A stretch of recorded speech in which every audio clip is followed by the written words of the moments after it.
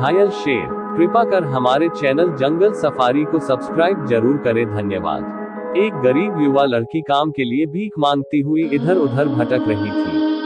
एक दिन वो एक किसान के घर पहुंची, जहां उसकी किस्मत बदली। मुझे एक ऐसे व्यक्ति की जरूरत है जो मेरी गायों को पाल सके। मैं तुम्हें एक मौका जरूर दूंगा, किसान ने कहा। लड़की ने अपनी काबिलियत साबित की। फिर एक दिन उसे घास के मैदान के पास एक कराह सुनाई दी। लड़की ने गायों को चरने के लिए छोड़ दिया। फिर उसने एक शेर को जमीन पर लेटा हुआ पाया। अरे बाप रे, लड़की बड़बड़ाई, तुम्हारे पैर में एक कांटा चुभा है, जरा चुप बैठो, मैं उसे बाहर निकाल दूंगी। लड़की ने कांटा निकल दिया। उसके बाद शेर ने अपनी बड़ी खुरदरी जीभ से लड़की का हाथ चाटा। लड़की ने अपने रुमाल से शेर के पंजे पर पट्टी बांधी। लड़की घास के मैदान में लौटकर आई, पर गाय वहां से गायब थी। घंटों खोजने के बाद भी वे उसे नहीं मिली। फिर उसने किसान को जाकर सच्चाई बताई। तुम गायों का पूरा झुंड कैसे खो सकती हो? किसान लड़की पर गरजा। मैं तुम्हें नौकरी से निकाल दूंगा।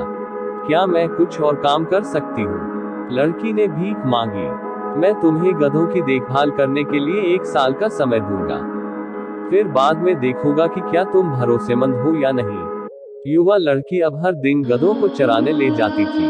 1 साल के बाद उसे वही शेर मिला, पर इस बार उसके चेहरे पर गहरे घाव थे। लड़की ने शेर का चेहरा साफ किया, घाव पर जड़ी बूटियों का मलहम लगाया और अपने रुमाल से उसे पट्टी बांधी। एक बार फिर से धन्यवाद देने के लिए शेर ने लड़की का हाथ चाटा, पर इस बार भी पहले की तरह ही गधों का झुंड कहीं गुम हो गया। लड़की दोबारा फिर से किसान के क्रोध का सामना करने के लिए लौटी। उसने उसे डांटा, लेकिन वह जानता था कि लड़की ने पूरे 1 साल उसे अच्छी सेवा दी थी। मैं तुम्हें एक आखिरी मौका दूंगा। तुम्हें सुअरों को चराने के लिए बाहर ले जाना होगा। अगर तुम उन्हें मोटा कर पाओगी तब तुम रह सकोगी। 1 और साल बीत गया और सुअर मोटे हो गए, लेकिन तभी लड़की को वही परिचित आवाज सुनाई दी। उसने अपने दोस्त शेर को गंभीर रूप से घायल पाया। उसने प्रत्येक घाव को धोया, जड़ी बूटियों को इकट्ठा किया और फिर अपनी स्कर्ट को फाड़कर पट्टियां बांधी। इस बार शेर बोला, क्या तुम आराम करने तक मेरे साथ नहीं बैठोगी? मैं माफी चाहती हूँ, लेकिन मुझे जाना होगा और किसान के सुअरों को देखना होगा, उसने कहा। वो सुअरों को खोजने के लिए दौड़ी, लेकिन उसे ऐसा लगा जैसे पृथ्वी उन्हें निगल गई हो। घंटों खोजने के बाद वो एक पेड़ पर चढ़ गई, पर उसे सुअर नहीं दिखे, लेकिन उसे कुछ चौंकाने वाला जरूर दिखा। ढीले ढाले कपड़े पहना एक आदमी रास्ते पर चल रहा था। फिर उसने एक चट्टान हटाई और फिर उसमें गायब हो गया। वह कौन था? लड़की को आश्चर्य हुआ। अब मुझ में किसान के क्रोध का सामना करने के लिए घर जाने की हिम्मत नहीं है, इसलिए मैं बस यहीं इंतजार करूंगी और देखूंगी। वो सूरज उगने तक पेड़ पर ही बैठी रही। अचानक चट्टान खिसकी और वही शेर उसे रास्ते पर चलता हुआ दिखा। शेर, लड़की फुसफुसाई, वो आदमी कहाँ गया? लड़की पेड़ से नीचे उतरी, उसने चट्टान को एक तरफ धकेला और फिर एक बड़े कमरे में पहुंची। उसने अंदर झांका। उसे वहां बढ़िया खाना दिखा जिसे उसने पेट भर कर खाया। फिर खाना खाने के बाद उसने कमरे की सफाई की और झाड़ू लगाई। उस शाम वो पेड़ से तब तक देखती रही जब तक कि वो आदमी वापस नहीं आया। अगली सुबह दोबारा फिर शेर बाहर निकला।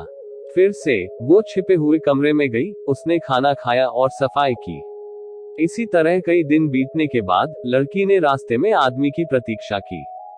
मुझे लगा कि वो आप ही होंगी जो मेरे कमरे की सफाई कर रही थी, आदमी ने कहा। आप मुझे कैसे जानते हैं? और आप सुबह को शेर के रूप में अपना कमरा क्यों छोड़ते हैं और फिर शाम को एक आदमी के रूप में लौटते हैं?